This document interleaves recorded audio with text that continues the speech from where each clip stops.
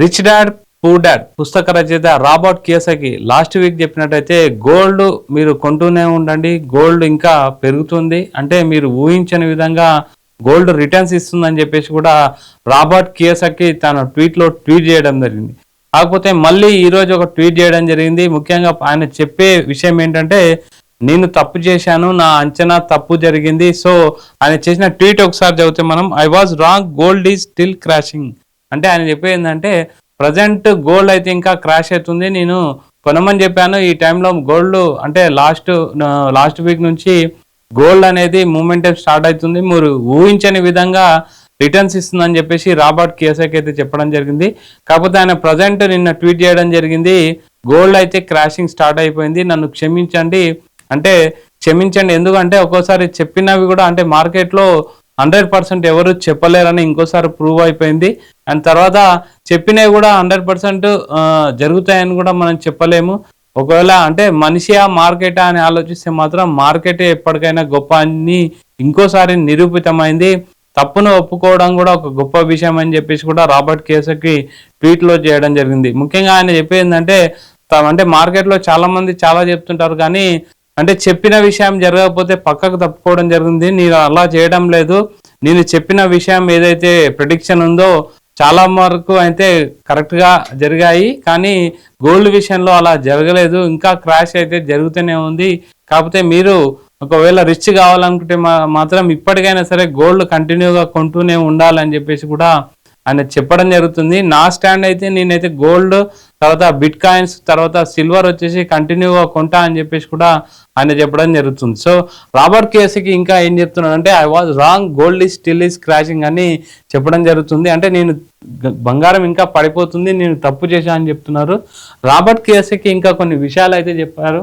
అంటే లాభం అయితే కొనేటప్పుడు వస్తుంది కానీ అమ్మేటప్పుడు రాదని ఇంకొక విషయం చెప్పడం జరుగుతుంది. తక్కువ ధరలో మంచి ఆస్తిని కొనుగోలు చేసినప్పుడు భవిష్యత్తు లాభానికి పునాది పడుతుందని ఆయన చెప్పిన ఒకటి. బంగారంపై దీర్ఘకాల నమ్మకం ఉంది, ఇప్పుడు కూడా అదే స్టాండ్ పైన ఉంటాను, వచ్చే 5 సంవత్సరాల్లో బంగారం వచ్చేసి $35 వరకు వెళ్ళే అవకాశం ఉందనేసి ఇప్పటికే ఆయన నమ్ముతున్నా అని చెప్పడం జరుగుతుంది. అన్ని మార్కెట్లు ఎప్పుడు పైకి కిందకు వెళ్తుంటాయి, అది సహజం. తర్వాత స్టాక్ మార్కెట్, బంగారం, వెండి, బిట్ కాయిన్ వేటిపైన ఖచ్చితంగా ఇన్వెస్ట్ చేస్తే మాత్రం మీకు మంచి లాభాలు ఉంటాయని చెప్తున్నారు.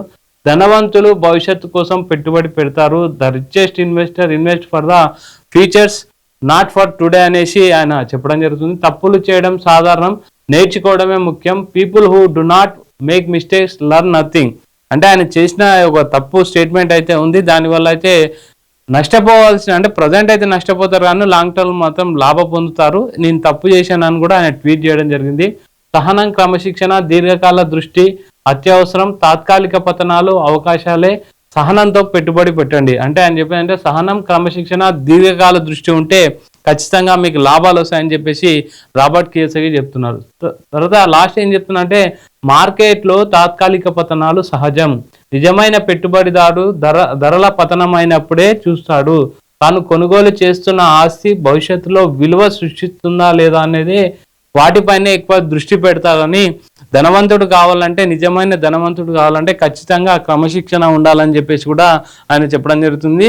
ఇన్వెస్టర్లకు ముఖ్య సందేశం అంటే, బంగారం పడితే భయపడకండి, ప్రతి కరెక్షన్ను విశ్లేషించండి, దీర్ఘకాలిక లక్ష్యంతో పెట్టుబడులు పెట్టండి, వివిధ ఆస్తుల్లో పెట్టుబడులు అయితే అంటే డైవర్సిఫికేషన్ చేయండి, విభజించండి. సిప్పు, ఈక్విటీ, గోల్డ్, డెప్ట్ వంటి అప్పులు తీసుకొని పెట్టుబడి పెట్టకండి అని చెప్తున్నారు.